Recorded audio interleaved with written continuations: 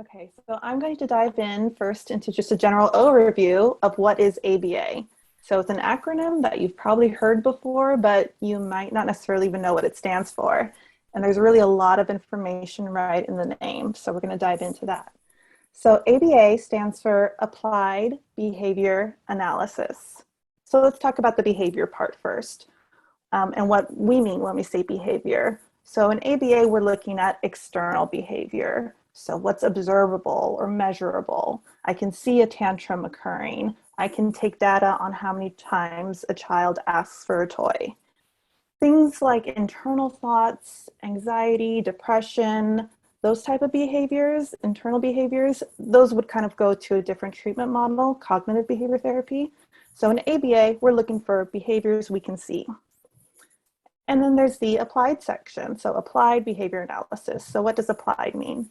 So to understand that, I'm going to take a step back and look at the larger field of behavior analysis and where we came from.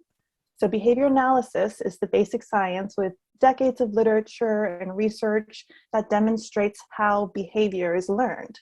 So the experimental analysis of behavior field, in there, they usually conduct research with animals. So you might have heard of trials of teaching pigeons to peck at keyboards and reinforcement schedules to see if we could teach them to peck at a different key. Or you might have heard of Pavlov's dogs, salivating when they hear a bell ring. All of those things kind of fall under the larger behavior analysis realm. So what applied behavior analysis did is that we took those principles of learning and then we applied them to people and behaviors that we think matter. So quitting smoking, adhering to traffic laws, increasing productivity in organizations, teaching a child with autism to speak or ask a friend to play. Those are all behaviors that we can target with ABA. So it's not just addressing autism symptoms. These are universal learning strategies that apply to people. So it's important to know where these strategies come from, and I just want to touch on it just so you know that they are evidence-based. We do come from a strong science background. And I also like you to know kind of where some of this clinical sterile terminology comes from. We have words like antecedent and stimulus and punishment and reinforcer, and kind of not these warm fuzzy words that you think a field that works with children would use. And that's kind of just because of where we came from. Okay, and then analysis. So what does the analysis part mean? So it means that we really collect a lot of data and we're analyzing it to demonstrate the relationship between a person's behavior and their unique environment. So ABA is an individualized approach. And that's why the data is so important, because we want to really make sure that we are directly affecting the behavior change for that individual situation. We are individualizing these scientific strategies. Okay, so there's many forms of ABA treatment that have been developed or evolved from one another, and they all fall under this umbrella of ABA therapy.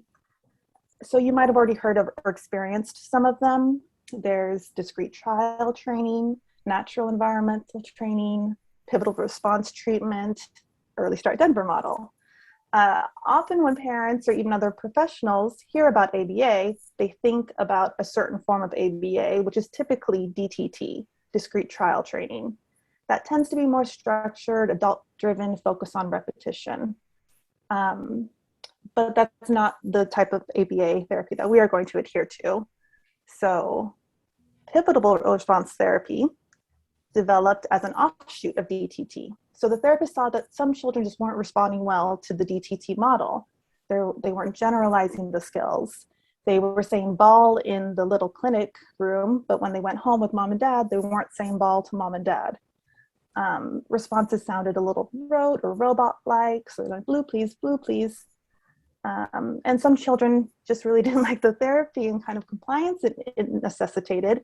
And we saw high levels of challenging behavior, or they became prompt dependent. They weren't initiating these skills or spontaneously using these skills. They were waiting for someone to ask, what do you want?